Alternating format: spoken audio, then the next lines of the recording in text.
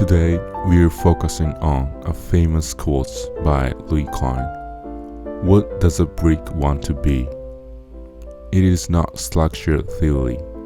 It is not polished manifesto.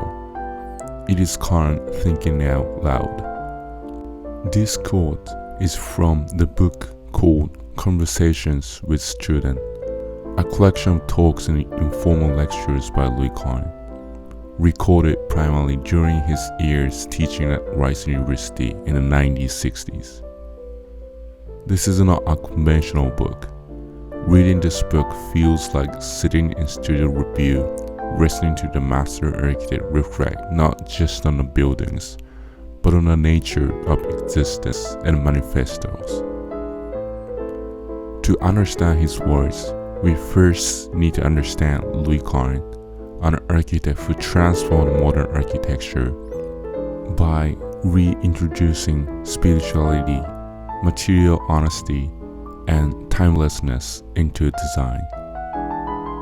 Louis Kahn was born in 1901 in Estonia, then part of the Russian Empire, and immigrated to the United States as a child. His family settled in Philadelphia, a city that would remain his intellectual and professional home throughout his life. He studied architecture at the University of Pennsylvania and began his career in a period dominated by modernist functionalism and industrial rationality. Early in his career, Kahn worked within the modern framework, designing practical and efficient buildings, but he gradually became dissatisfied with the purely functional and mechanical approach of modern architecture. So Kahn began searching for something deeper. He was not interested in architecture as mere construction. He was interested in architecture as philosophical and spiritual act. During the 1950s and 1960s, Kahn developed a unique architectural language based on monumental forms, geometric clarity, natural light, and honest materials. His buildings, such as the Salk Institute and National Assembly Building in Dhaka, demonstrate a profound sense of timelessness and silence. Kahn believed that architecture should express eternal human values: light, space, material, and order. He often spoke in poetic and philosophical language rather than technical explanations. This is why conversation with students is so important. The book is not a technical manual. It is a record of Kahn's philosophical discussions with students at Rice University and other institutions where he shared his thoughts about architecture, material, space, and human experience. In these conversations, Kahn reveals his most fundamental ideas. Among them, two concepts stand out as the core of his architecture philosophy: what does a brick want to be, and the room is the beginning of architecture. These ideas redefine how architects think about materials and space. So let's jump into the statement, what does a brick want to be? At first glance, this question sounds poetic, almost playful, but in reality, it represents a profound shift in architectural thinking. Kahn believed that materials have their own nature, their own logic, and their own desire. When an architect designs a building, they shouldn't impose arbitrary forms onto the materials.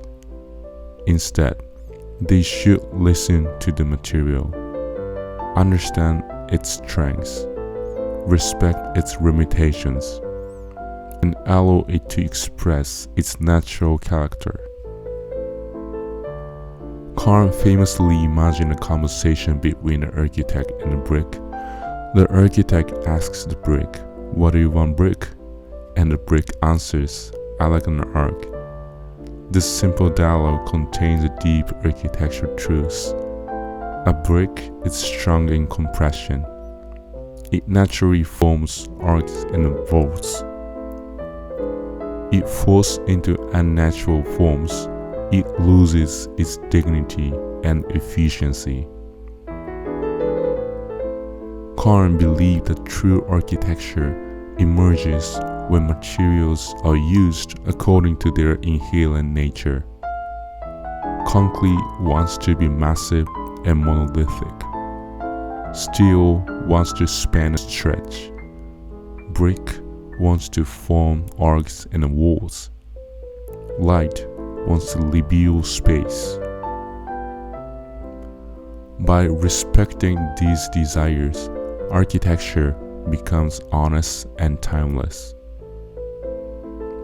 This philosophy stands in contrast to modernist architecture that often treated material as neutral components within a mechanical system. And Kahn rejected this mechanical approach. He believed materials are not passive. They are active participants in the creation of architecture. This idea transforms the role of the architect. The architect is no longer a controller. The architect becomes a listener, a mediator between material, space, and human life. And Kahn once expressed this idea in a powerful line: "Even a brick wants to be something." This statement suggests that architecture is not just about the design decisions. It is about discovering what already exists within materials and bringing it into reality. Architecture becomes a process of liberation, not invention.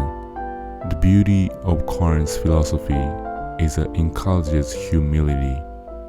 The architecture does not dominate materials. The architect collaborates with them. And through this collaboration, architecture gains authenticity and permanence. This is why Kahn's buildings feel timeless. They do not look imposed on the world. They feel inevitable, as if they always belong there. Another fundamental idea in Kahn's statement is the room is beginning of architecture. This idea shifts the focus from buildings as objects to spaces as experiences. For Kahn, architecture does not begin with walls, structure, or technology. It begins with the room. A room is the smallest complete unit of the architecture. It is where human life happens. It is where people gather, think, work, and experience space. Kahn believed that every room should have its own identity and purpose. A room is not just an enclosed space. It is a place with character, light, and meaning. He often described a room as a place where light meets silence. Light gives the room presence. Silence gives the room dignity. Together, they create an atmosphere that shapes human experience. This concept can be seen clearly in Kahn's building. In the Salk Institute, each laboratory is designed as a clear and structured room filled with natural light. In the National Assembly building in Dhaka, large geometric chambers create monumental rooms to express political and spiritual power. Each room is carefully defined and given its own architectural identity. Kahn believed that when architects design buildings, they should start by thinking about rooms and their relationships. How does one room connect to another? How does light enter the space? How does structure support a room? How does a room serve human activity? Instead of designing the building as a whole object, architects should design a sequence of meaningful rooms. This approach creates architecture that feels human and understandable. It also connects to Kahn's idea of served and servant spaces. Served spaces are main rooms where human activity takes place, and servant spaces are supporting spaces like corridors, stairs, and mechanical systems. By separating these functions, architecture becomes clearer and more organized. The room becomes the center of architectural thinking. Not the facade, not the structure, not the technology, but the human experience of the space. This idea is deeply philosophical. It suggests that architecture is ultimately about human presence. A room is not just physical space. It is a place where life unfolds. And when rooms are designed with care, architecture becomes meaningful. Kahn once described this beautifully. Architecture comes from the making of a room. This statement reminds us that great architecture does not begin with grand visions. It begins with understanding how humans inhabit space. Also, Kahn constantly returns to this duality, the unmeasurable and measurable. The measurable is like structure, dimensions, costs, engineering. And the unmeasurable is desire, beauty, spirit, silence, and presence. Great architecture reconciles both. Too much focus on measurable leads to sterility. Too much focus on unmeasurable leads to chaos. Balance creates power. Unlike systematic theories, Kahn speaks intuitively. His language is repetitive, sometimes mystical, often metaphorical, but beneath the poetry lies discipline. His buildings are not vague. They are rigorously structured. The conversations reveal how deeply he thought about fundamentals: light, material, structure, and institution. So as a final summary, Kahn does not offer formulas. He offers a way of thinking. He reminds us the buildings are not objects. They are embodiments of ideas. And perhaps his greatest lesson is this: before designing, understand the nature of what wants to be.